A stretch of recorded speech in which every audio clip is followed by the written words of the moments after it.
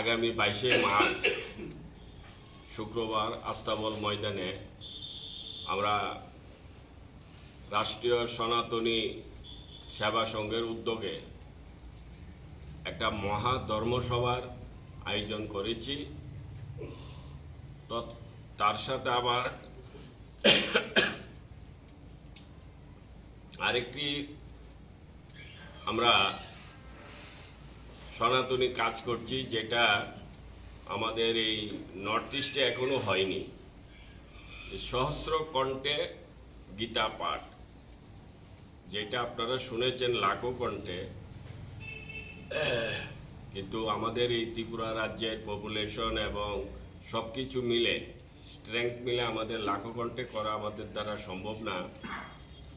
তাই আমরা সহস্র কণ্ঠে আমরা করব বলে আমরা মনস্থ করেছি। তাদের মাধ্যমে আমরা এই বার্তাটা সারা রাজ্যে আমরা জানাতে চাই যে আমাদের এই মহা ধর্মসভায় যাতে সবাই উপস্থিত থাকে। আগামী 22 তারিখ আমরা কর্মযজ্ঞে নেমেছি, সেটা একটু বার্তা দিতে এবং আপনাদের মাধ্যমে যেন সেটা সম্পূর্ণভাবে সবাই পেয়ে থাকে। আসলে এই কাজটা করা, এই দায়িত্বটা নেওয়া আমরা মনে করেছি এটা জরুরি। কারণ আমাদের বিশেষ করে নর্থ ইস্টের মধ্যে আমাদের যেটা সনাতন ধর্ম, যদিও আমরা ত্রিপুরা রাজ্যে সনাতন ধর্মীয় মানসিকতাই 80%-এর উপর, তারপরও বলবো যে আমাদের সনাতন ধর্মের প্রতি আমরা যারা নিজেদেরকে হিন্দুত্ব বলে আমরা নিজেদের পরিচিতি দেই, তৎসঙ্গে যে আমাদের আরও কিছু নিজের ধর্মের প্রতি আমাদের অনেক কিছু করতে হয়, সেটা আমাদের মধ্যে কিছুটা হলেও ঘাটতি আছে।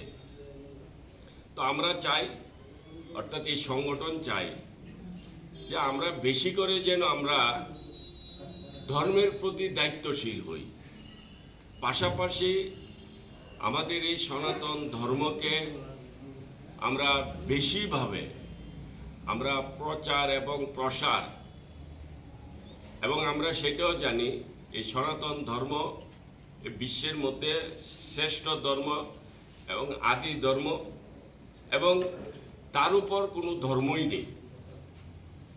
এটা আমাদের ভাষণ নয়, এটা বিশ্বের বড় বড় সায়েন্টিস্ট যারা আছে ওনারাও এই ধর্মকে নিয়ে রিসার্চ করে, চর্চা করে, অন্য কোনো ধর্মকে নিয়ে ওনারা কোনো চিন্তিত নয়। তো বর্তমান আমাদের ভারতবর্ষের যে নতুন প্রজন্মরা আছে, আমরা চাই তাদেরকে আমাদের এই বিরাট বিশাল, যেটাকে নিয়ে সারা বিশ্ব এই ধর্মকে নিয়ে অনেক কিছু চর্চা করে, কিন্তু আমাদের যে প্রজন্মরা তারা কিন্তু ধর্ম থেকে দিনের পর দিন তাদের যে একটা ধর্মকে নিয়ে একটা সময় দেওয়া, ধর্মকে একটু শিক্ষা নিয়ে নিজেকে ধর্মের সাথে যুক্ত রাখা, এই ঘাটতিটা যেন পূরণ হয়। তো সেই জন্যে আমরা বিশেষ করে কলেজের স্টুডেন্ট, স্কুলের স্টুডেন্ট, ইউনিভার্সিটির স্টুডেন্ট, তাদেরকে সামনে এনে তাদেরকে দিয়ে আমরা আমাদের যে সনাতন ধর্মের যে ভগবত গীতা, সেই গীতা তাদের মাধ্যমে আমরা শ্লোকস আমরা একটা বিরাট আকারে আমরা খোলা ময়দানে আমরা সেটা পাঠ করাবো।